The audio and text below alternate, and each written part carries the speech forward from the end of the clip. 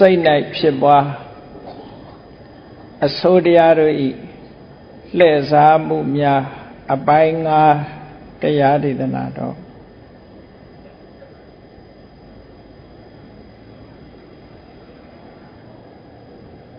လောကမှာ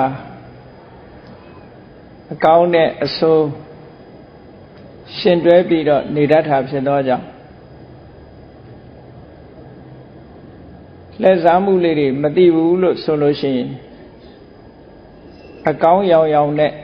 အဆိုးဖြစ်သွားတာမျိုးတွေလောကမှာရှိတယ်အစစ်နဲ့အတုဟာလည်းပဲတူညီမှုရှိတာဖြစ်သောကြောင့်အစစ်ရောင်ရောင်နဲ့အတုတို့ရဲ့လှည့်စားမှုကိုခံလဲရလို့ရှိရင်အစစ်ကိုမရဘဲနဲ့အတုကိုရသွားတတ်တယ်ဆိုတဲ့လောကရဲ့ထုံးတမ်းစင်လာအတိုင်း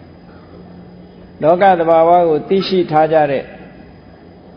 တတိတံပစင်ညရှိကြတဲ့ပညာရှိတဲ့ပုဂ္ဂိုလ်စဉ်းစားဆင်ခြင်တတ်တဲ့ပုဂ္ဂိုလ်တတိထားတတ်တဲ့ပုဂ္ဂိုလ်များသာအစစ်နဲ့အတုသေးသေးခြားခြားခွဲခြားကြည့်ပြီးတော့အတုတို့ရဲ့လှည့်စားမှုကိုမခံရဘဲနဲ့အစစ်ကိုရအောင်ဆိုထို့တူပဲအဆိုးတရားတို့ရဲ့လှည့်စားမှုကိုမခံရဘဲနဲ့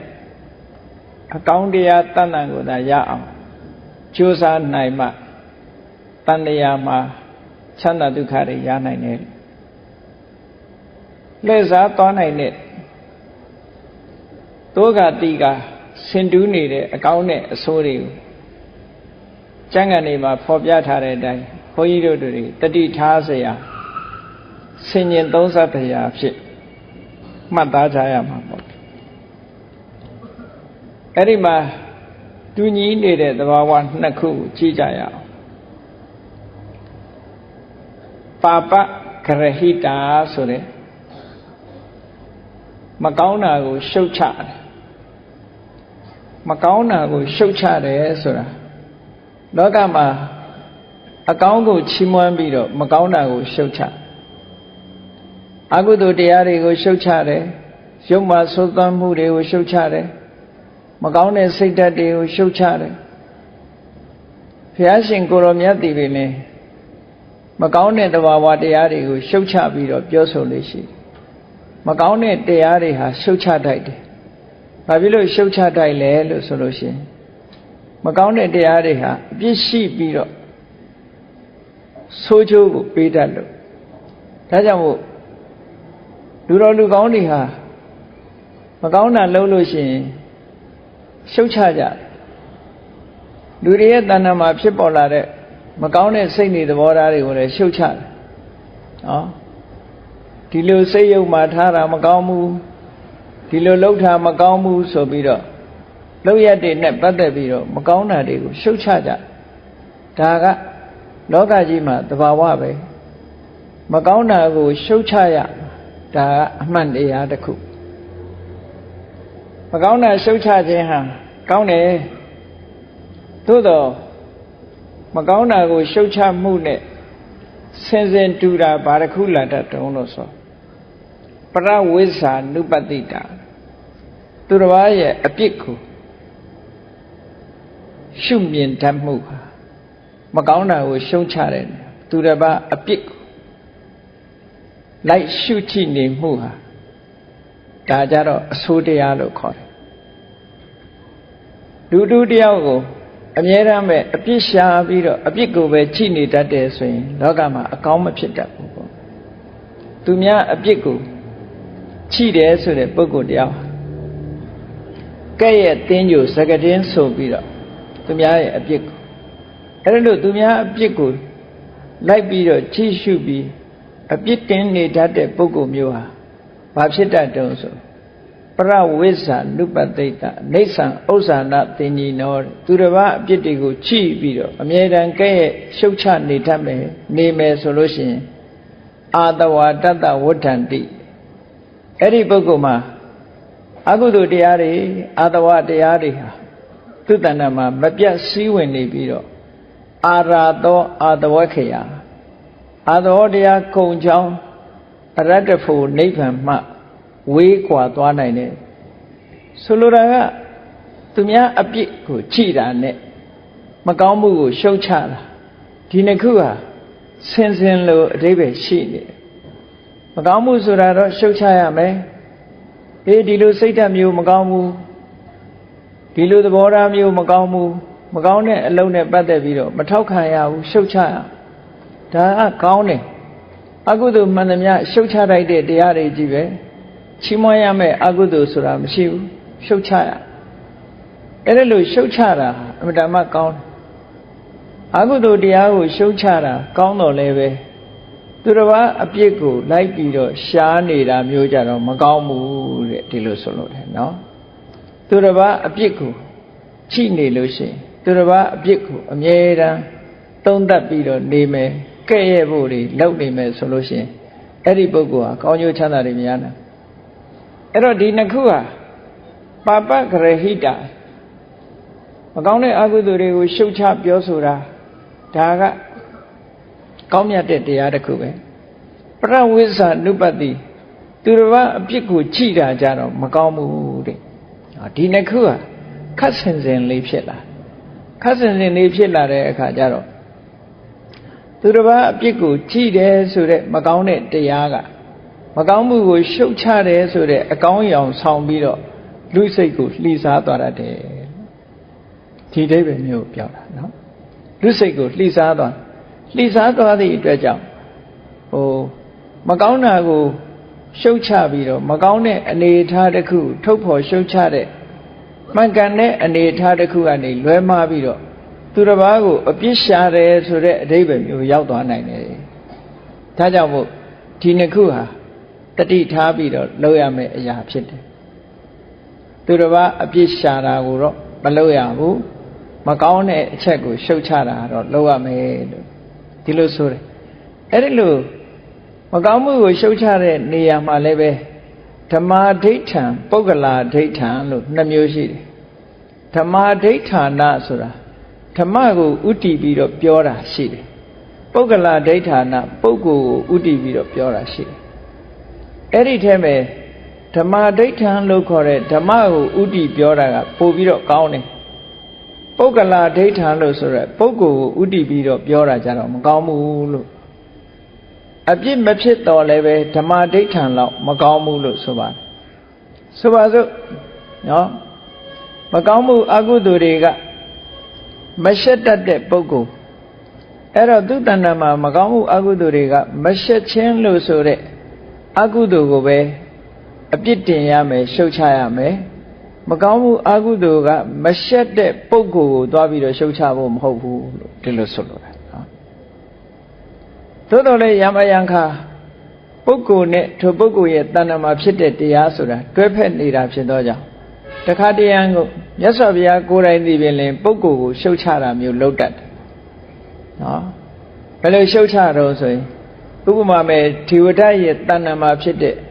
အကုသိုလ်တရားတွေဟာမတမဆိုးတယ်ဆိုတော့ဒေဝရရဲ့တဏ္ဍာမှာဖြစ်တဲ့အကုသိုလ်တရားတွေကဆိုးတယ်ဒီအကုသိုလ်တရားတွေဟာအလွန်ဆိုးတယ်လို့ဓမ္မဒိဋ္ဌံနဲ့မပြောဘဲနဲ့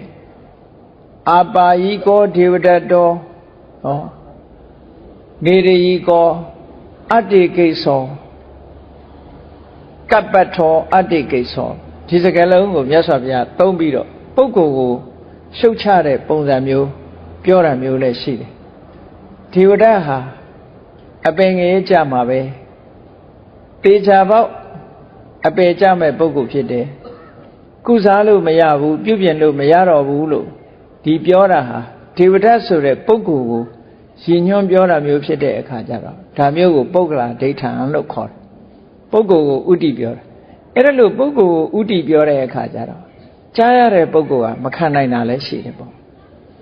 အဲ့တော့မြတ်စွာဘုရားရဲ့တပည့်သားဖြစ်တဲ့အနာတပိန်ရဲ့ညီလဲတော်တဲ့ရှင်သူဗုဒ္ဓကြတော့ပြောလို့ရှိရင်သူကပုဂ္ဂလာဒိဋ္ဌံကိုဘယ်တော့မှမပြောဘူးအကုသိုလ်တရားတွေဟာအမတန်မှဆိုးတယ်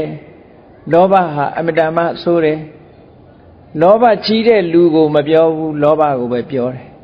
ဒေါသကြီးတဲ့လူကိုပုဂ္ဂိုလ်နဲ့တွဲပြီးတော့မပြောဘူးဒေါသရဲ့အပြစ်ကိုပဲပြောတယ်မောဟကြီးတဲ့ပုဂ္ဂိုလ်ကိုမပြောဘူး မောဟရဲ့အပြစ်ကိုပဲပြောတယ်မာနကြီးတဲ့ပုဂ္ဂိုလ်ကိုသုံးသပ်ပြီးတော့မပြောဘူးမာနကိုပဲပြောတယ်အဲဒီလိုပြောတဲ့အပြောမျိုးကြတော့ဓမ္မဒိဋ္ဌံလို့ခေါ်တယ်မြတ်စွာဘုရားကတော့တခါတရံကြတော့ဓမ္မဒိဋ္ဌံနဲ့ပြောတာလည်းရှိတယ်ပုဂ္ဂလာဒိဋ္ဌံနဲ့လည်းပြောတယ်အဲ့တော့ဓမ္မဒိဋ္ဌံတတ်တတ်ပြောတဲ့ပုဂ္ဂိုလ်ကြတော့အရဏဝိဟာရီလို့ခေါ်တယ်ဒီထူးခြားတဲ့နေထိုင်မှုတစ်ခုပေါ့ရဏဆိုတာကိလေသာရဲ့အရေးအယောင်မျိုးတွေပေါ့ကိလေသာမဖြစ်ရအောင်ကိလေသာနဲ့ကင်းကင်းရှင်းရှင်းအပြစ်တင်စရာမရှိတော့အောင်ကင်းကင်းရှင်းရှင်းနေတယ်မှန်တော့ယဟန္တာပုဂ္ဂိုလ်တို့ဘုရားတို့ဆိုတာကိလေသာမရှိဘူးအပြစ်ကင်းမိသားပုဂ္ဂိုလ်တွေပဲသို့တော့တခါတရံစကလုံးကိုချိပြီးတော့ပြောတဲ့စကားမျိုးကြတော့အပြစ်ကင်းတဲ့ကိလေသာကင်းတဲ့စကားမျိုးဆိုတာဓမ္မတသက်ကိုပြောလို့ရှိရင်တော့ပုဂ္ဂိုလ်နဲ့တွဲဖက်ပြီးမပြောသည့်အတွက်ကြောင့်ပို့ပြီးတော့အပြစ်ကင်းတယ်လို့ဒီလိုသုံးတာမျိုးပေါ့တကယ်ကတော့အပြစ်ရှိလို့ပြောတာမျိုးတော့မဟုတ်ဘူးပြောလို့မရဘူးလို့ဆိုတာလည်းမဟုတ်ဘူး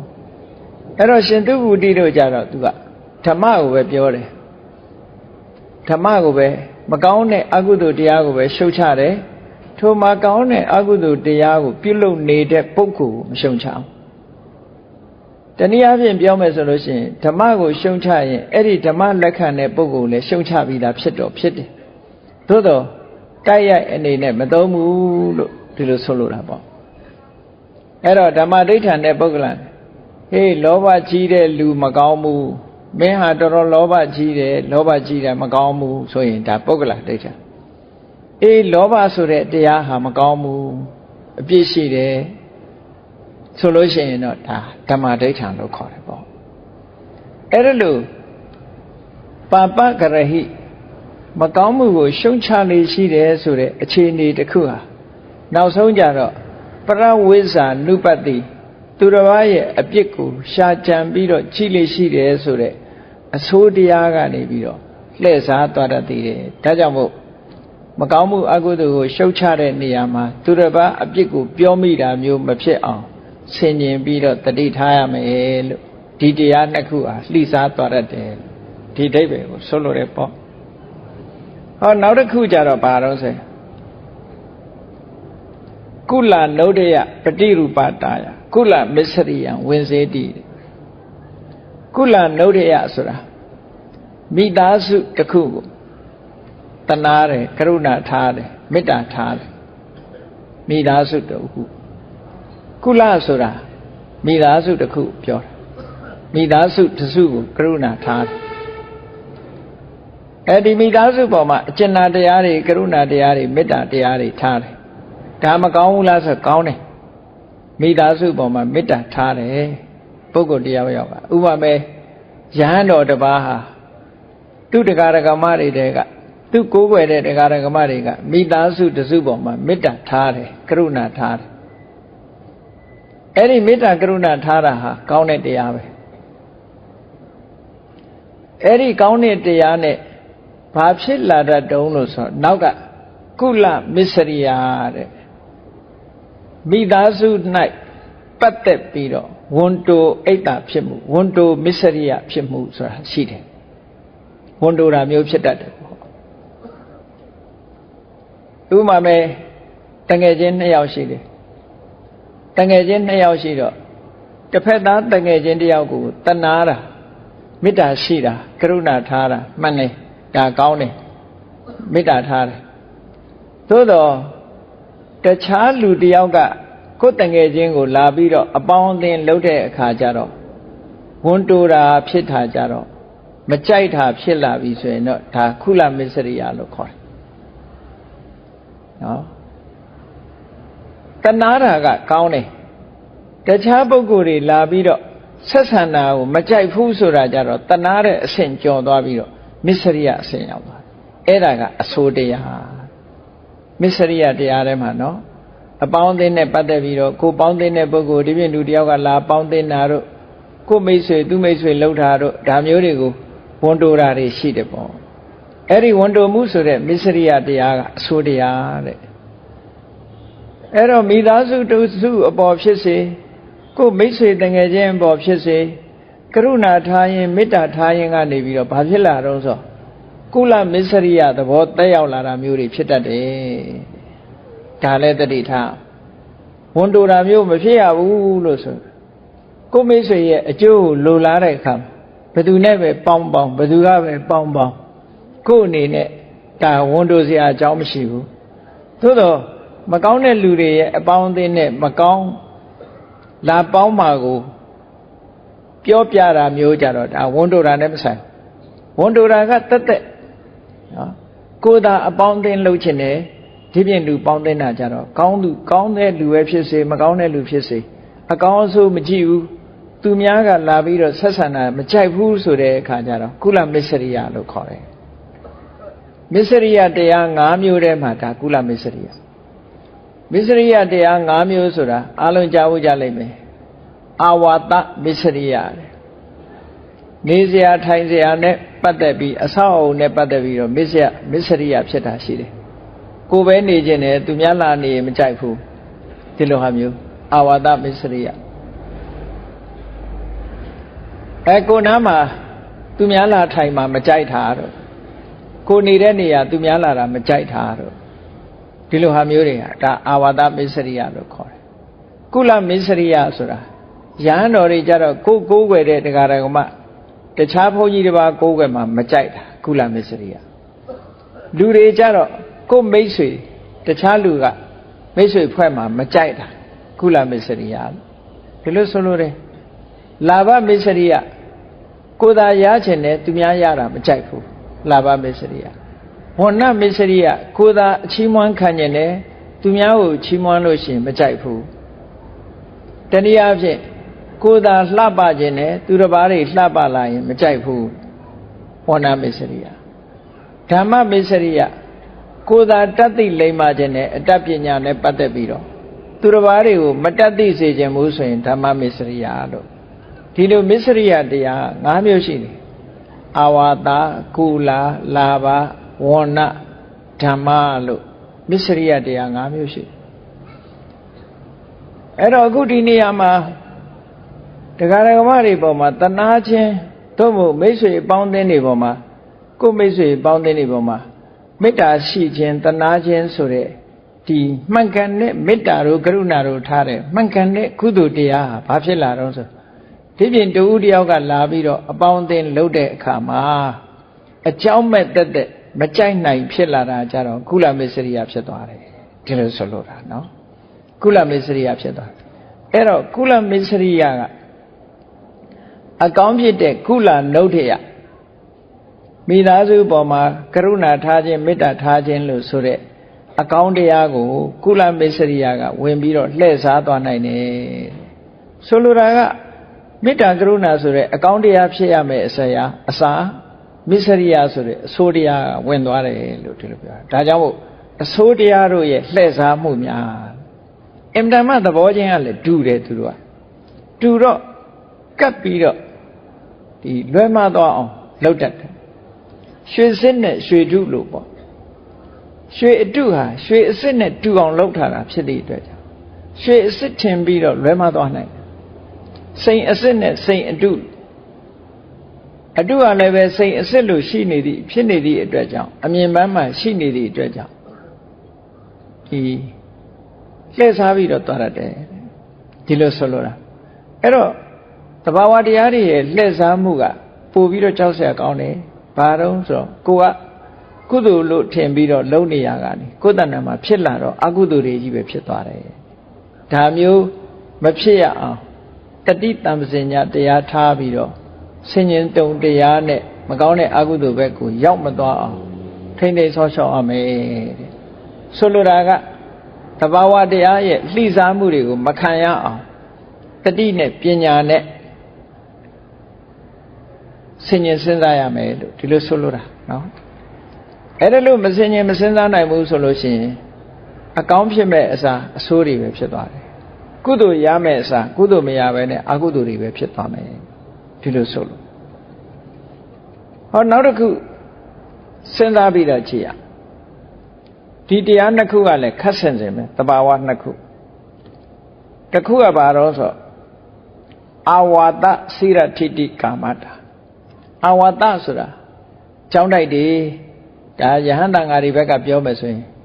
တရားဓမ္မတွေဆောက်လုပ်လှူဒန်းထားတဲ့အဆောက်အဦကျောင်းတိုက်ကြီးတွေအဲ့ဒီကျောင်းတိုက်ကြီးတွေကျောင်းအဆောက်အဦကြီးတွေကြားရှည်စွာတည်ထမ်းဖို့ဆိုတဲ့မွန်မြတ်တဲ့စိတ်အဆောက်အဦကြီးတွေကြားရှည်စွာတည်စေခြင်းနဲ့တစ်လွယ်လွယ်ရှိနေစေတဲ့ဟောင်းနှမ်းမသွားစေခြင်းမှုဆိုတဲ့ဒီမွန်မြတ်တဲ့စိတ်ဟာတော့ဒါကောင်းတယ်အဲ့ဒီမှာဘာကဝင်ပြီးတော့လှည့်စားသွားတတ်တုံးဆိုအာဝါဒမစ္စရိယာတဲ့အဆောက်အဦနဲ့ပတ်သက်ပြီးတော့သူများနေတာမကြိုက်ဘူးဆိုတဲ့အာဝါဒမစ္စရိယာကအာဝါဒတွေအဆောက်အဦကြီးတွေတည်တံ့ခိုင်မြဲစေခြင်းနဲ့ဆိုတဲ့ဒီမှန်ကန်တဲ့နှလုံးသွင်းပေါ်မှာဘာဝင်လာတော့ဆိုဘယ်သူမှလာတာမကြိုက်ဘူးဘယ်သူမှနေတာမကြိုက်ဘူးဆိုတဲ့အနေအထားမျိုးဝင်လာပြီဆိုရင်အကုသိုလ်ဖြစ်သွားပြီသူကအကုသိုလ်ဖြစ်သွားထိမ့်သိမ့်ဆောက်ရှောက်တလူလူနဲ့သူများတွေထိတာကြိုင်တာကိုမကြိုက်ဘူးဆိုတဲ့အခါကျတော့မစ္စရိယတရားဖြစ်သွားတယ်အစာအုပ်တွေခိုင်မာဖို့မူလကရည်ရွယ်ချက်ကကောင်းတဲ့ရည်ရွယ်ချက်သို့တော့သူများလာတာနေတာထိုင်တာမကြိုက်ဘူးလို့ဆိုတဲ့အခါကျတော့အာဝါဒမစ္စရိယဖြစ်သွားဒါလည်းပဲအကောင်းလိုနဲ့အစိုးရနေပြီးတော့လှည့်စားသွားခြင်းပဲဖြစ်တယ်အဲ့တော့ကိုလုံးရမှာကတော့အဆောက်အဦတွေဆိုတာဒီတစ်လင်လင်ခိုင်ခိုင်မာမာရေရှည်ထိထမ်းအောင်စောင့်ရှောက်တာအမှန်တမ်းကောင်းတယ်သို့တော့ဘယ်ပုဂ္ဂိုလ်ပဲနေလားနေတာကိုမကြိုက်ဘူးဆိုတဲ့မစ္စရိယတော့မဖြစ်စေရဘူးဒီလိုဆိုလို့ရတယ်နော်အဲ့တော့ဒီတစ်ခုဟာရောထွေးပြီးတော့အဆောက်အဦကြာရှိစွာတေးအောင်ဆောင်ရွက်တယ်လို့နဲ့အာဝါဒမစ္စရိယတရားကလှိစားသွားတာတဲ့ဒီအချက်တစ်ခုကိုလည်းသတိထားဖို့လိုအပ်တယ်ဟောနောက်တစ်ခုကဘာတော့ဆိုလို့ရှိရင်ဓမ္မပရိဗန္ဒပရိဟရဏတာမုခေနပရိဟရဏမုခေနဓမ္မမစ္စရိယဝင်စေတိဓမ္မမစ္စရိယဓမ္မလို့ဆိုတဲ့နေရာမှာလောကုတ္တရာဓမ္မနဲ့မဆိုင်ဘူးဒီနေရာကြတော့လောကီတရားဓမ္မတွေပေါ့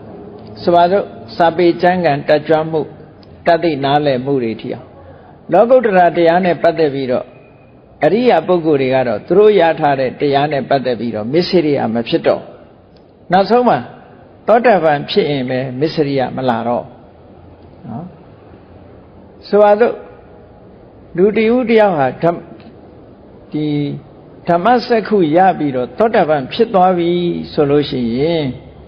သူရတဲ့တရားတွေကိုအကုန်လုံးသိစေခြင်းနဲ့စိတ်ရှိတယ်သူများတွေကိုမသိစေခြင်းမှုမဖြန့်ဝေခြင်းမှုဆိုတဲ့စိတ်ဓာတ်မျိုးလုံးဝမရှိတော့သောတာပန်ဟာအိတ္တမစ္စရိယတွေကိုဖယ်ရှားပြီးသားဖြစ်တယ်လို့ဒီလိုဆိုတန်ရောစင်တယ်အဲ့တော့သောတာပတ္တိမဲ့နဲ့ပဲအိတ္တမစ္စရိယကခင်းသွားသူကလည်းအမတမဆိုးတာကိုအိတ္တနဲ့မစ္စရိယသူများကြီးပွားတာမနာလိုတာမရှုစိမ့်တာကိုရထားတဲ့အခွင့်အရေးကိုသူများမပေးနိုင်တာ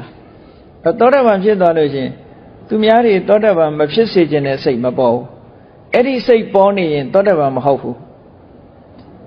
သူများတွေကိုသဂရဂံမဖြစ်စေခြင်းမူသဂရဂံမိမဲ့သဂရဂံမိဖို့မရစေခြင်းမူအနာဂံမဖြစ်စေခြင်းမူယဟန္တာမဖြစ်စေခြင်းမူဆိုတဲ့စိတ်ဟာဒါကောင်းတဲ့စိတ်မဟုတ်ကိုဖြစ်တယ်လို့တလောကလုံးဘယ်ပုဂ္ဂိုလ်ပဲဖြစ်ဖြစ်တရားဥတရားမြတ်တွေရပါစေလို့ဒီလိုအရိယသူတော်စင်တွေမှာဒီလို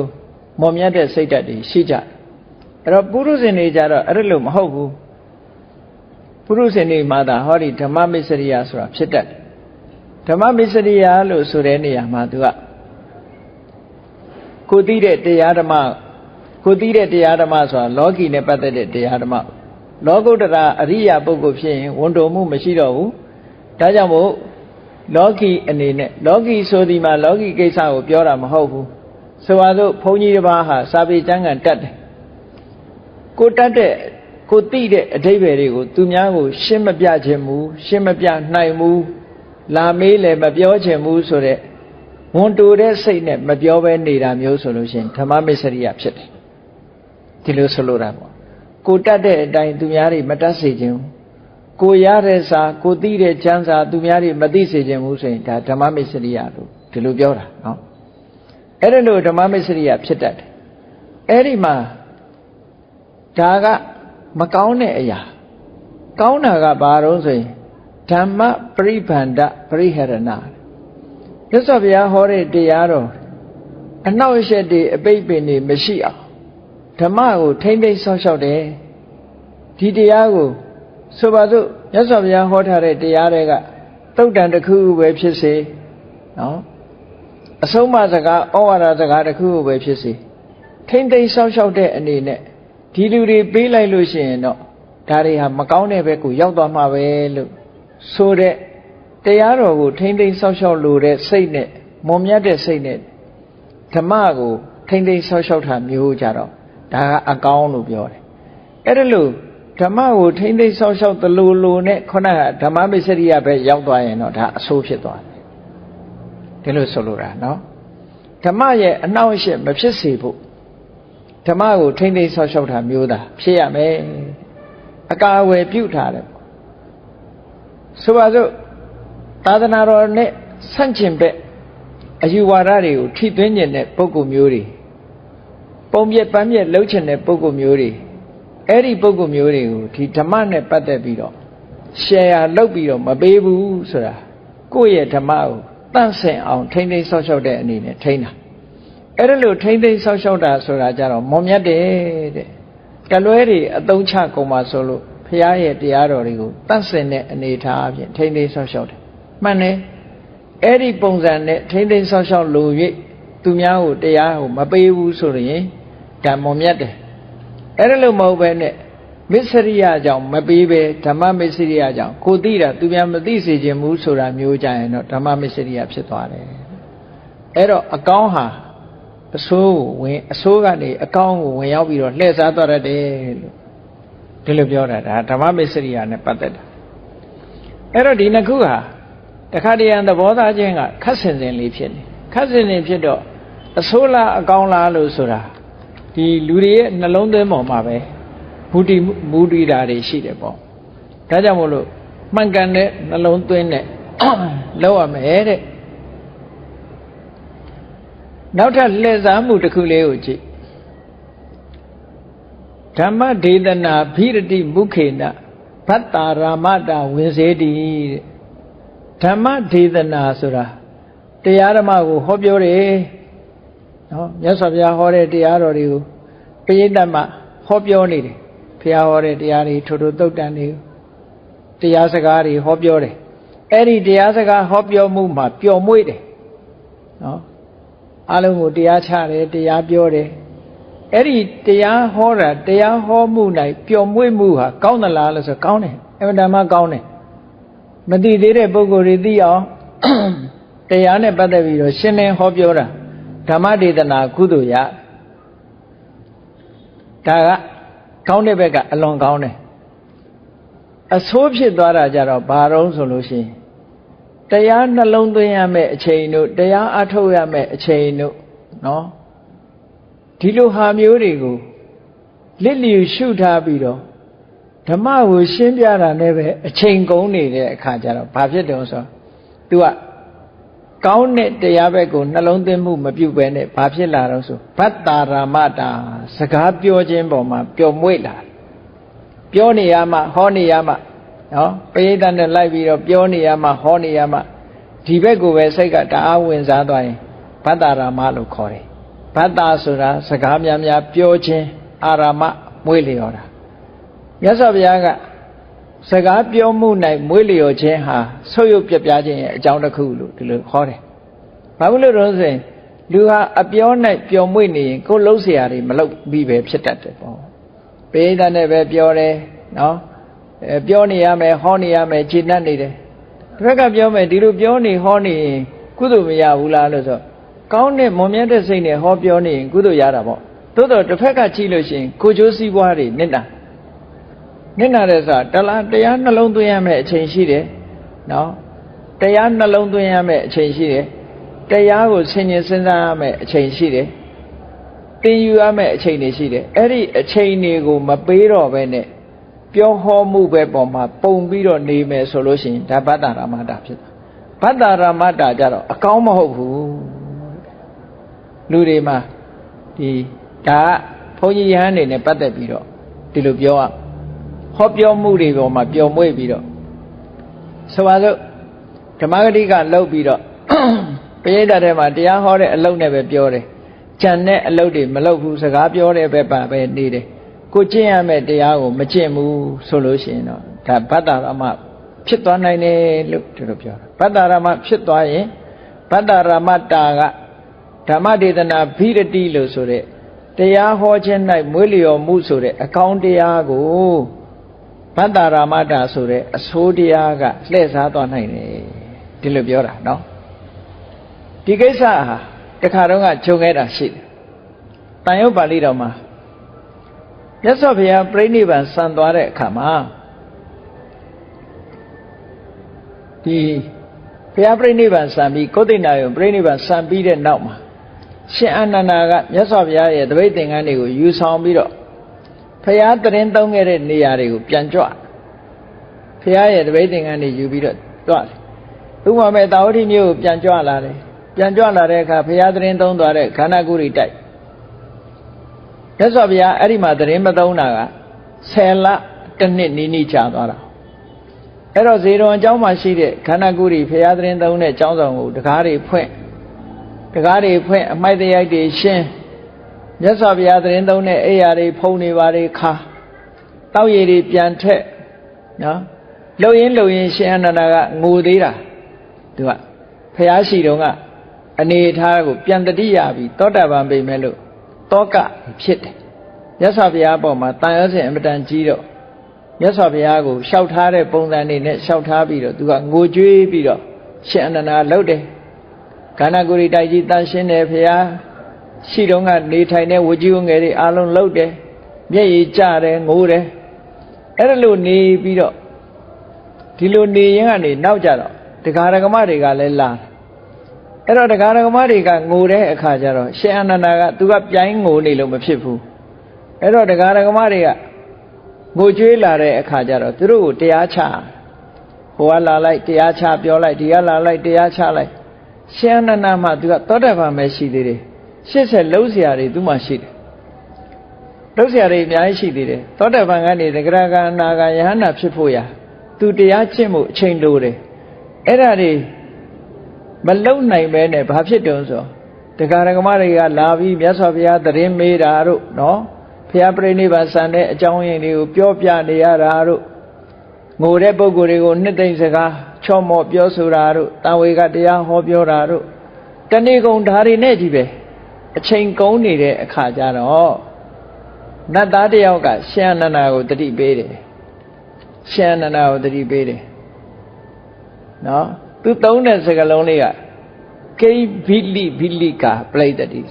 အရှင်ဘုရားဒီလိုတပြည့်ပြည့်နဲ့စကားပြောနေတာဘာအကျိုးရှိမှာတော့နဲ့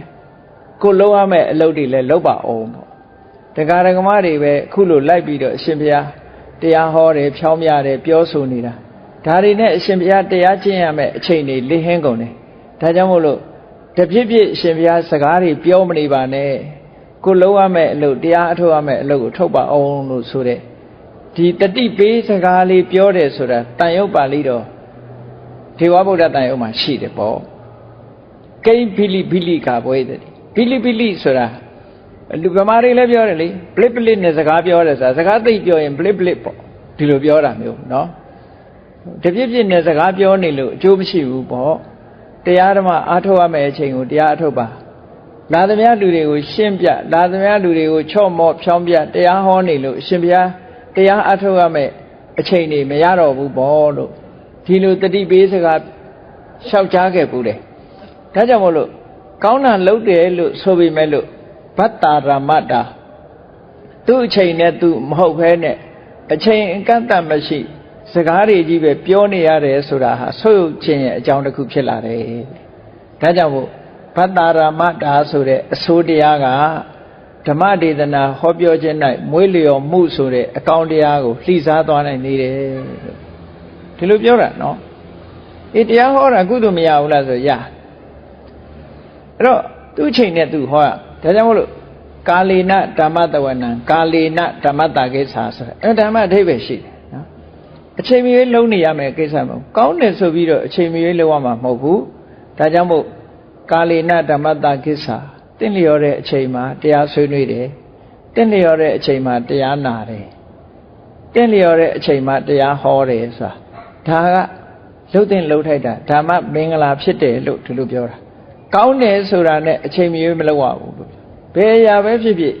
ကောင်းတယ်ဆိုတာကိုဖိစားရင်လေဒုက္ခရောက်တာပဲလေဆေးတောင်မှအကောင်းဆိုပြီးတော့ဖိတောက်လို့ရှိရင် overdose ဖြစ်ပြီးယောဂရနိုင်တာပေါ့အဲ့တော့အကောင်းဆိုတိုင်းဖိလို့ရမယ်ကိစ္စမဟုတ်ဘူးလို့ဒါကြောင့်မို့ဒီနေရာမှာတတိပေးထားတာဓမ္မဒေသနာဘိရတိမုခေနဘတ္တရာမတဝင်စေတိတဲ့တရားဟောခြင်း၌ပျော်မွေ့တယ်ဆိုတာကိုဥတည်ချက်ထားခြင်းဖြင့်အဲ့ဒီဘက်ကိုဥတည်ထားတာကဘယ်ဟာကဝင်ရောက်ပြီးတော့လှည့်စားသွားတဲ့တုံးဆိုဘတ္တရာမတစကားပြောခြင်း၌မွေးလျော်မှုဆိုတဲ့အဆိုတရားကကိုယ့်ရဲ့အကျိုးစီးပွားကိုပြပြစေတတ်တဲ့အဆိုတရားကနေလှည့်စားသွားတတ်ပါတယ်တဲ့ဒါကအလွန်သိမ်မွေ့တဲ့အရာတစ်ခုပေါ့နော်အကောင်းကနေအဆိုးလေးဖြစ်သွားတာဆိုးဖြစ်သွားတဘောဒီလိုဆိုတာကဲနောက်တစ်ခုကဘာတော့လို့ဆိုလို့ရှိရင်အဖရုတဝါစတာခဏနုက္ခကရဏတာမုခေနသင်္ကနိကာရမတာဝိစေတိဒီနေရာမှာသင်္ကနိကာရမဆိုတာသင်္ကနိကာရမဆိုတာအဖော်လေးနဲ့မှပြောတာအပေါင်းအသင်းနဲ့မှပြောတာလူစုလူဝေးနဲ့မှနေချင်တာကိုသင်္ကနိကာရမလို့ခေါ်တယ်မြတ်စွာဘုရားရှုတ်ချတယ်အဲ့ဒါဒါမို့ယဟန်နေယမယံကတပါးနဲ့နေရမယ်အမြဲတမ်းမနေရဘူးလို့ဆိုလို့တယ်အမြဲတမ်းလူစုလူဝေးနဲ့အမြဲတမ်းအပေါင်းအသင်းတွေနဲ့ဒီလိုနေရမှာမဟုတ်ဘူးအဲ့တော့အပေါင်းအသင်းတွေနဲ့မှနေတတ်တယ်တယောက်တည်းမနေတတ်ဘူးဆိုလို့ရှိရင်ဒါသင်္ကနိကာရမတာလို့ခေါ်တယ်သင်္ကနိကာရမတာဟာ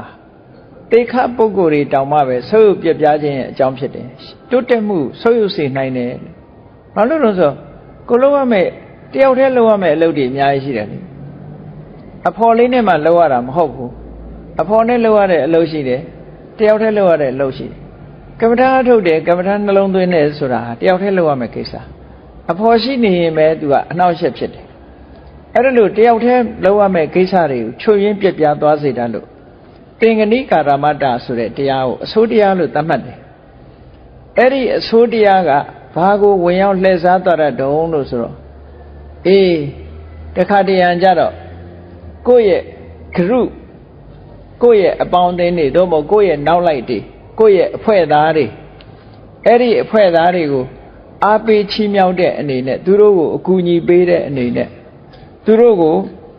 ပြောဆိုချီးမြှောက်တဲ့ဆိုတဲ့အနေနဲ့အမြဲတမ်းဒီလိုအုပ်စုလိုက်စကားပြောနေမယ်သင်တန်းတွေပေးနေမယ်ဒီအုပ်စုနဲ့အမြဲတမ်းနေနေမယ်ဆိုလို့ရှိရင်သူကဒါသင်္ကနိကာရမတာဝင်ရောက်ပြီးတော့နှောက်ယှက်သွားတတ်တယ်လှိစားသွားတတ်တယ်အဲ့တော့အကောင်းကဘာလို့ဆိုရင်ကိုယ်နဲ့အတူတကွနေတဲ့မိတ်ဆွေသင်္ကားတွေကိုကူညီတာတော့ကောင်းတယ်ကူညီရမယ်သို့တော့ကူညီတာအတိုင်းတာတစ်ခုအတိုင်းပဲကူညီရဓမ္မနဲ့ကူညီမလားနော်ပညာရေးနဲ့ကူညီမလားတစ်ခုနဲ့ကူညီမလဲအပေါင်းအသင်းနဲ့ပတ်သက်ပြီးတော့ကူညီမှုဆိုတာရှိတယ်ချိုတာတဲ့စကားကိုပြောတယ်ဖြောင်းမြတဲ့ပုဂ္ဂိုလ်ဖြောင်းမြဒါမလုပ်ရဘူးမဟုတ်ဘူးလုပ်ရမယ်ဒီလှုပ်ခြင်းဟာကောင်းတယ်သို့တော့အဲ့ဒီပြုလုပ်ခြင်းကလွန်ကဲလာတဲ့အခါကျတော့ဘာဖြစ်သွားတော့ဆိုဒီပုဂ္ဂိုလ်ဟာ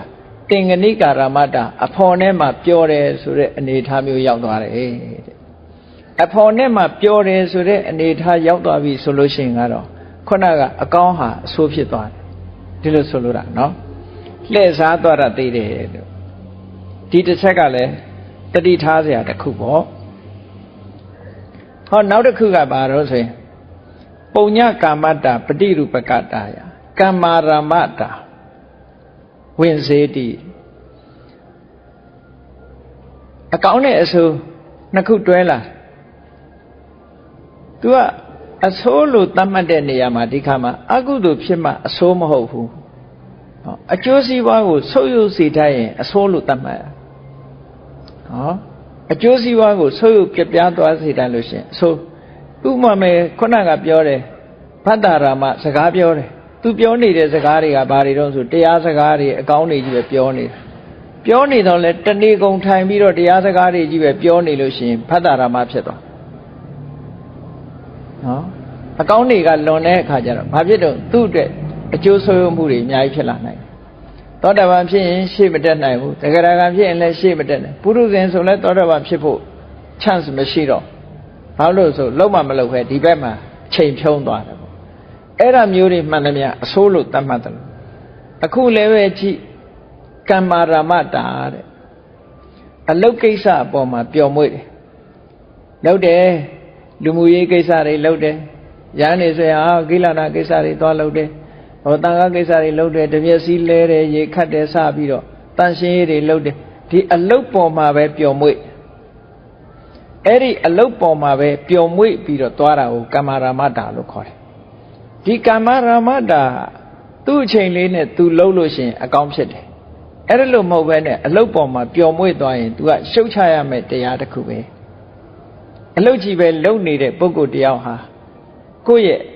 လှုပ်တဲ့လှုပ်ထိုက်တဲ့အမှုကိစ္စဒီနေရာမှာကမ္မဆိုတာနော်ဝေယဝိဆလုပ်ငန်းတွေကိုပြောတာဝေယဝိဆအလုတ်တွေနဲ့ကြီးပဲပျော်မွေ့ဆိုပါစို့ရိတ်တာတစ်ခုသွားတယ်ဘာသွားလို့လဲဆိုရင်ဝေယဝိဆကုသိုလ်ပဲယူတယ် तू တရားမထုတ်ဘူးဝေယဝိဆပဲလုပ်တယ်ရှောက်ပြီးတော့အဲ့ဒီဝေယဝိဆလုပ်တယ်ဆိုရင်သူများတွေကသူ့ဝေယဝိဆအကူအညီရပြီးတော့တရားသူတရားမြတ်တွေရသွားကြတယ်အသိဉာဏ်တွေတိုးသွားသူတော့ဝေယဝိဆမတက်တော့ဒီအလုပ်ကိုပဲသူကသဘောကျတယ်ချက်ရမှာပြောတယ်ပြောရမှာပြောတယ်သူများကြွေးရမွေးရတာပြောတယ်ဒီဝေယဝိဆအမှုနဲ့ပဲအချိန်ကုန်သွားရင်ဒါ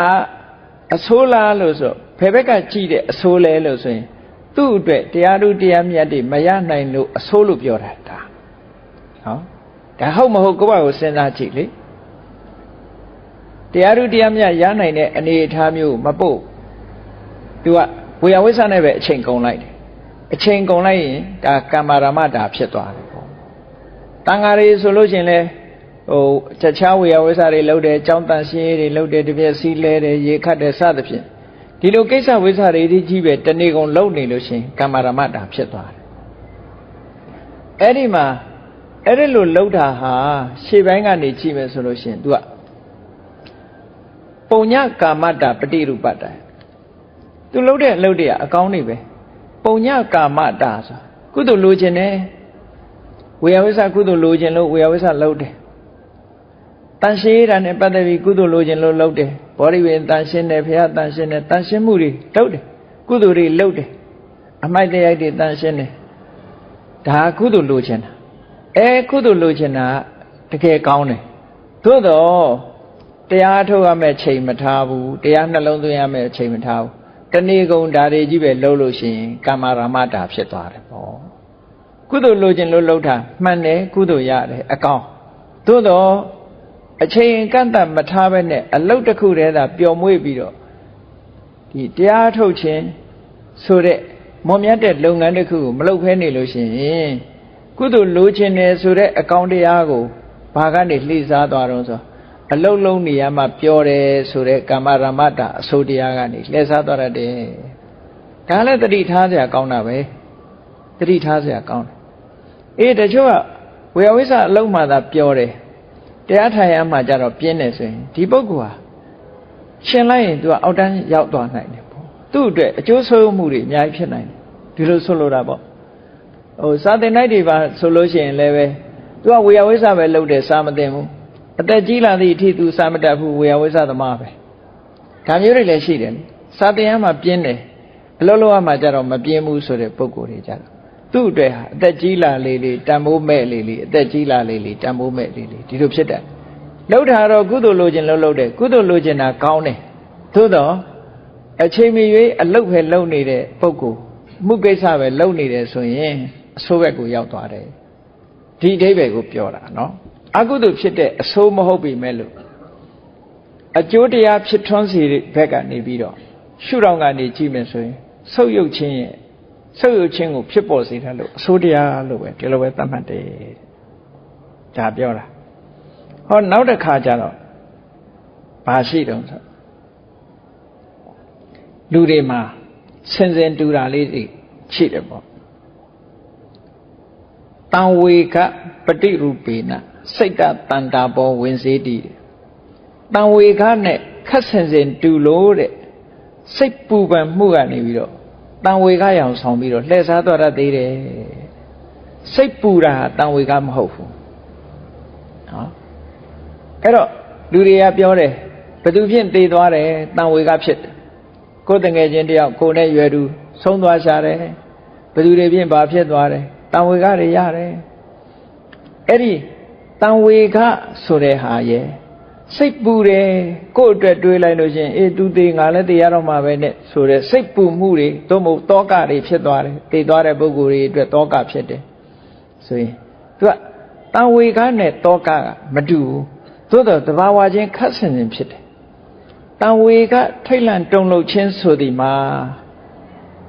လောကကြီးရဲ့တဘာဝကိုရှုမြင်သုံးသပ်ပြီးတော့တတိရှိတယ်ပညာရှိတယ်အဲ့ဒီနှစ်ခုနဲ့ထိတ်လန့်တုန်လုံးမှတံဝေကဖြစ်တယ်ဒါကြောင့်တံဝေကရဲ့တယုတ်အဓိပ္ပာယ်ကိုပြောတဲ့အခါမှာတံဝေခောနာမသဟောတ္တပညာနာနဲ့ဝတ္တပလို့ဆိုတဲ့မကောင်းမှုအကုသိုလ်တွေကထိတ်လန့်ပြီးတော့သွားတဲ့ဝတ္တပရဲ့စဉ်းစားဉာဏ်ရဲ့ဒီနှစ်ခုကိုတံဝေကလို့ခေါ်တယ်တောကဖြစ်တာတံဝေကမဟုတ်ဥပမာပဲတူတယောက်ကိုယ်နဲ့ယဉ်နေတဲ့ပုဂ္ဂိုလ်တယောက်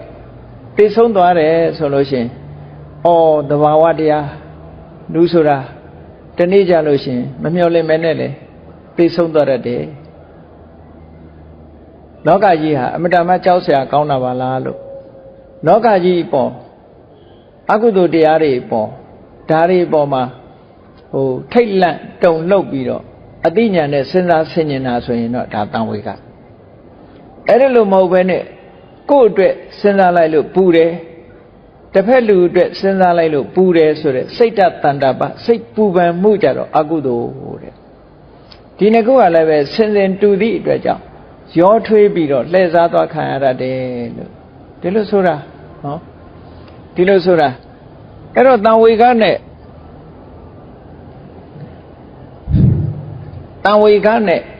ဒီထိတ်လန့်တုန်လုံးမှုဆိုတာမတူတတ်ဘူးပေါ့ဗမာစကားမှာတော့ရောထွေးပြီးတော့ပြောတယ်တံဝေကထိတ်လန့်တုန်လှုပ်တယ်ဆိုတာအတန်တူပေမဲ့လို့စိတ်ထဲမှာဖြစ်ပုံချင်းမတူဘူးလို့ဒီလိုပြောတံဝေကဆိုတာဥတ္တပရဲ့အတိညာရဲ့တတိတို့ဉာဏ်တို့ဒီလိုပါတယ်စဉ်းစားဆင်ခြင်တုံတရားနဲ့ကြောက်เสียလို့မြင်တယ်ထိတ်လန့်တယ်ဒါတံဝေကစိတ်တတန္တာပဆိုတာကကြောက်ပြီးတော့စိတ်ဓာတ်တွေတုန်လှုပ်ခြောက်ခြားတာစိတ်ပူတာအဲ့ဒါဟာစိတ်တတန္တာပလို့ခေါ်တယ်တချို့ကြတော့စိတ်တတန္တာပကိုပဲတံဝေကဖြစ်တဲ့ထင်ကြတယ်အဲ့ဒါကမဟုတ်ဘူးတဲ့ဒါကြောင့်မို့လို့စိတ်တတန္တာပလို့ဆိုတဲ့စိတ်ပူလောင်မှုစိတ်ပူပန်မှုဟာဒီတံဝေကရောင်ရောင်နဲ့အကောင်းရောင်ရောင်နဲ့အဆိုးဖြစ်သွားတတ်တယ်တတိထားဖို့တဲ့အတ္တနာမှာတံဝေကဖြစ်တာလားစိတ်ပူပန်တာလားဆိုတာခွဲခြားသိဖို့လိုတယ်စိတ်ပူပန်တာဆိုလို့ရှိရင်တောကဖြစ်တာစိတ်ပူပန်တာဆိုရင်ဒေါသနဲ့ရှင်တွဲလာတာဖြစ်သောကြောင့်အကုသိုလ်အဲ့ဒါကအကုသိုလ်ဖြစ်တာစိတ်ပူတယ်ဆိုတာအကုသိုလ်ဖြစ်တာအကောင်းမဟုတ်ဘူးဒေါသနဲ့တွဲလာတဲ့ဒေါမနတဝေဒနာခံစားချက်ကြီးတံဝေကဆိုတာအဲ့ဒါမျိုးမဟုတ်ဘူးကြောက်လန့်စရာကြောက်လန့်မှုကဥတ္တပနဲ့ကြောက်လန့်တယ်အဆိုးတရားတွေကိုကြောက်လန့်အဲ့ဒီမှာအတိညာရှိတယ်တတိရှိတယ်အဲ့ဒါကြတော့မှတံဝေကဟိုဟာကအတိတတိလုံးဝမပါဘူးတက်တက်စိတ်ပူတာပူပန်တော့ကရောက်တာဒါကြောင့်မို့လို့ဒီတရားနှစ်ခုဟာလဲတဘာဝခတ်ဆင်ခြင်းဖြစ်သောကြောင့်စိတ်တတန္တာပလို့ဆိုတဲ့စိတ်ပူပန်မှုတောကဆိုတဲ့အဆိုးတရားဟာတံဝေကရောင်ရောင်နဲ့လှည့်စားသွားတတ်သေးတယ်ဒါလို့ဆိုတာနော်နောက်တစ်ခုလက်စားမှုလေးတစ်ခုကြည့်ရနောက်တစ်ခုလက်စားမှုလေးကပါတော့ဆိုတတ္ထာလုတာပฏิရူပတ္တတတ္ထာဆိုတာ ယုံကြည်မှုတတ္ထာလူလို့ဆိုတဲ့အခါကျယုံကြည်မှုအားကောင်းတာနော်ယုံကြည်မှုများတဲ့ပုဂ္ဂိုလ်တတ္ထာလူလို့ခေါ်တယ်တရားတရားကြီးလွန်းတဲ့ပုဂ္ဂိုလ်တရားတရားအားကောင်းတဲ့ပုဂ္ဂိုလ်တတ္ထာလူလို့ခေါ်တယ်တတ္ထာလူပတိရူပတ္တယတရားတရားသိအားကောင်းတဲ့အနေထားဆင်စင်တူသောအဖြစ်အပရိခတ္တမစင်စားမစင်ကြယ်မှုစဉ်းစားဆင်ခြင်မှုကင်းမဲ့ခြင်းကဝင်စေတိလှည့်စားသွားတတ်သေးတယ်ဆိုလိုတာကတရားတရားကောင်းပြီဆိုတဲ့ပုဂ္ဂိုလ်တွေဟာတရားတရားကောင်းလွန်းတော့ဘာဖြစ်လာတော့ဆိုကြည်ညိုသင့်နာရောမကြည်ညိုသင့်နာရောကြည်ညိုရမယ့်ဟာရောမကြည်ညိုရမယ့်ဟာအကုန်လုံးတရားတရားကလွှမ်းမိုးပြီးသွားတဲ့အခါကျတော့စဉ်းစားဆင်ခြင်မှုဉာဏ်ကအားပြော့သွားတယ်ပရိက္ခတာဆိုတာဆင်ခြင်တုံတရားအတိဉာဏ်လို့ခေါ်တယ်တရားတရားလွန်ကဲလာတဲ့အခါဆင်ញင်တုံတရားတွေကင်းမဲ့သွားတယ်ကင်းမဲ့သွားသည့်အတွက်ကြောင့်မကြည်ညိုရမယ့်နေရာလဲကြည်ညိုတယ်နော်မလုပ်ရမယ့်နေရာတွေလဲလုပ်တယ်ဒါမို့တရားနဲ့ပညာကိုဒါတရားနဲ့ပညာပဲအမှန်ကတော့နော်တရားကိုပညာစောင့်မှလမ်းဖြောင်းတယ်တရားရှိတိုင်းကောင်းတယ်လို့ပြောလို့မရဘူးပညာမဲ့တရားဟာ blind faith ပဲမျက်ကန်းယုံကြည်တာလို့ခေါ်တယ်အဲ့ဒီ blind faith ကအမြဲတမ်းအနေရများတယ်အဝုထုတမိပတိရတိမကြည်ညိုရမယ့်နေရာတွေလည်းကြည်ညိုတော့တာတရားရှိလာလို့ရှိရင်တရားလွန်ကဲလာလို့ရှိရင်မကြည်ညိုရမယ့်စဉ်းစားဆင်ញဉဏ်နေရှိလာတဲ့အခါအကုန်ရောထွေးပြီးအကုန်ကြည်ညိုတော့တာပဲသူကနော်အကုန်ကြည်ညိုတော့တာအဲ့တော့မြန်မာလူမျိုးတွေမှာတခါတရံကြတော့အဲ့ဒီလိုတရားလွန်တဲ့အနေအထားမျိုးလေးတွေရှိတတ်တယ်ယုံကြည်မှုတွေအားကောင်းလာတဲ့အခါကျတော့ဘာဖြစ်တုံးလို့ဆိုတဲ့အခါဗမာလူမျိုးတွေယုံကြည်မှုလေးတစ်ခုပြောပြဘုရားခရာတို့ဘာလို့ရောက်တဲ့အခါကျတော့အိုးအဲ့ဒီကမြေတွေဆိုလို့ရှိရင်တခက်ကိုဒီဖះကိုကြည်ညိုရတာကြည်ညိုရတယ်ဖះကြည်ညိုတာအိန္ဒိယနိုင်ငံကဒီဖះဌာနကနေပြီးတော့မြေကလေးတွေကောက်ယူတယ်နော်ခဲလေးတွေကောက်လာတယ်ဘာဖြစ်တာတော့ဆိုအမျက်တနိုးလေးမြေကြီးတွေခဲတွေခင်းကမြေကြီးခတ်လာတယ်ဒါမျိုးတွေဟာဟိုစဉ်းစားဉာဏ်နဲ့ကြည့်လိုက်မယ်ဆိုလို့ရှိရင်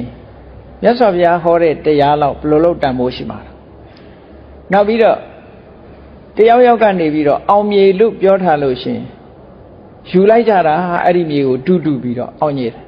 ဒါမစဉ်းစားလို့ပဲဒီမြေရှိတာနဲ့ကိုအောင်မလားစဉ်းစားကြည့်ဖို့လိုအပ်တယ်ပေါ့စကိုင်းမှာဆိုလို့ရှိရင်ကန္တလူဖျားမှာဖျားဖူးတဲ့လူတွေလာပြီးတော့ယူလို့ရေရင်းကြီးလို့တောင်ဖြစ်သွားတယ်မြေကြီးကနော်ဘာဖြစ်လို့လဲဆိုအောင်မြေဆိုပြီးတော့ယူတာနည်းနည်းလေးတော့စဉ်းစားကြည့်ဖို့ကောင်းတယ်ပေါ့မြေချောင်းအောင်တာလားလူချောင်းအောင်တာလားဆိုတာစဉ်းစားကြည့်ဖို့လိုတယ်ပေါ့အဲ့ဒါမျိုးတွေကိုပြောတာတရားတရားဆိုတာစဉ်းစားဆင်ခြင်တုံတရားလက်လွတ်သွားပြီဆိုလို့ရှိရင်အကုန်ယုံတော့တာပဲနော်အကုန်ယုံတော့တာအကုန်ယုံတဲ့အခါကျတခါတလေကျတော့အဓိပ္ပာယ်ကင်းမဲ့တဲ့အဓိပ္ပာယ်မျိုးတွေအဓိပ္ပာယ်မရှိတာတွေကိုသွားယုံကြည်လက်ခံတာမျိုးတွေဖြစ်သွားတယ်ကြိုက်ထီယိုဖရာ၃កောက်တက်လို့ရှိရင်တထေးဖြစ်တယ်မယုံလားယုံတယ်ဒါဆိုလို့ရှိရင်စဉ်းစားကြည့်ပေါ့အထမ်းသမားတွေ၃កောက်မကောက်ခုတိုင်းလဲထမ်းနေတော့မယ်လွန်ခဲ့တဲ့အနှစ်20လောက်ကထမ်းနေတဲ့လူလဲခုလဲထမ်းတော့မယ်နော်အဲ့တော့ဘာဖြစ်လို့ဒါကိုယုံอ่ะအဓိပ္ပာယ်ကပညာကြောင့်မို့ပညာအားနည်းသွားတာလို့ဆိုတာဒီလိုဆိုလိုတာပေါ့ဘယ်ကိစ္စပဲဖြစ်ဖြစ်အသိပညာနဲ့ယုံမှုလိုအပ်တယ်ပေါ့တရားတရားဆိုတာယုံကြည်မှုဆိုတာညာတိုင်းမကောင်းဘူးလို့ဒါကိုပြောတာဒါအလှည့်စားခံလိုက်ရတဲ့အဓိပ္ပာယ်ပဲပေါ့အေးဒါကြောင့်မို့ဆရာတော်ကြီးတွေကလည်းအထက်ကရာဆရာတတိပေးထားတဲ့အတိုင်းတရားကိုပညာစောင့်မှလမ်းဖြောင်းတယ်ဒါဖြင့်တရားကရင်လွန်ကဲတာလားလို့ဆိုမဟုတ်ပညာလည်းလွန်ကဲတတ်တယ်ပညာကိုတရားစောင့်မှလမ်းဖြောင်းတယ်နှစ်ခုအပြန်လားတရားကိုပညာစောင့်မှလမ်းဖြောင်းတယ်ပညာကိုတရားစောင့်မှလမ်းဖြောင်းတယ်ဒီနှစ်ခုဟာထိမ့်ညှိပေးထားရမယ်လို့ဒီလိုဆိုလို့မလွန်ကဲစေရတရားလွန်ကဲရင်မယုံတဲ့နာတွေပါရှောက်ယုံတယ်ပညာလွန်ကဲရင်ကောက်ချစ်စင်လဲသွားတတ်တယ်ဒီလိုဆိုလို့တာအေးဒါကြောင့်မို့လို့အခုဒီ Tata luta patiru pataya aprekata wenzedi. Terare they achila rekaja, Messenia nino, Messenza nino. Poirone Enia Boragaya Dware Kama Sangawataga Idia Hona Yao Kegalika, Tina Yao Kegalika. The Gayi Arabalo for Suro Tariga Payatanaga Keri Miri Sura. Emdamat Tati she did. What Delo Yonchi. The Gayi look. Tia Miria Kalari Masen Sontare Miri look. Payahore Diave Lina Gentoma look. Payaya Soma Lina Gentona Yechibare look. Timmy Gay Lady of Hamadamu Mishiva look. Matu look Beniaga Mi Pip to Belo. Hello Biolaidoma, a complete chat. India needed pony their beauty. From Mafia would in La Lucin, Hona Gallica, Dina Gallica, Hona Mili do, Dina Mili do. Doja busy like Wajanek Hajaro. Excess charges Pia Malay Chowde Hajaro. Eraria, Pejan Yedon, now so Gaywama, India Woma, Piambito, Digali, Milia, Janipian. To the two Jama Janita in Yard. Hello. Tigesa Tidi Chaja Senior Sena Jime solution. Piao Gino Resura, Tiao Ginoa. Ero Miga Gonlu Piapitala, Tayachin Lu Piapitala, Sena Jibu Ludida po. Yasavia, Tiaru Diamia Yade, Nia Pilu, Miga, the good at Parali. Me the good at Lu Piapitamo. Me Jump Piapitamo, hopeful. Me don't pay up in Lucian, Kuchin Rabido. Eddie Niboma, Josame, so in Piapsima. Soluraga, a Joundiaga, to the cool sheet. Solura send us singing Musura, Amadama, Yechi, Beckes have a chippy.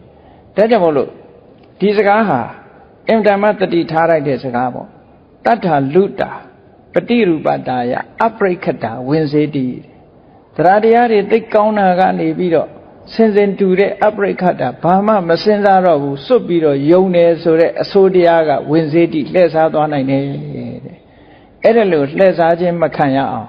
go, a deep in Yashivo. Peha, Tika Chare, Surao, Tishi Nalevo, Madama Yejibare. He doesn't dare check in the Rosin Preta Poundo. Go that, Chebiro, Chija Vido, Chep Yolushi, Tumiari, Tika Masua, no? Go Chechi. Behaga, United, Behaga, Mayonaibu. A Senzania, Machivene, Yonji Mu, she done Tame solution. No. Tatago, Pinya Masayan, Flying Faith, Chipido, Lama Chow Mu,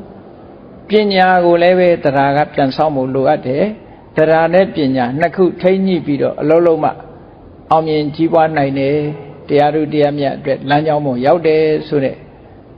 Atagada Jiri Soma Owada. Yasavia Soma Owada die. Laina Chintonian Dale, Mangan Pite Surao, Tishi Nalebi. Leza Makanya on Chinjan Joko Atodo, Munaya Base Gondadi.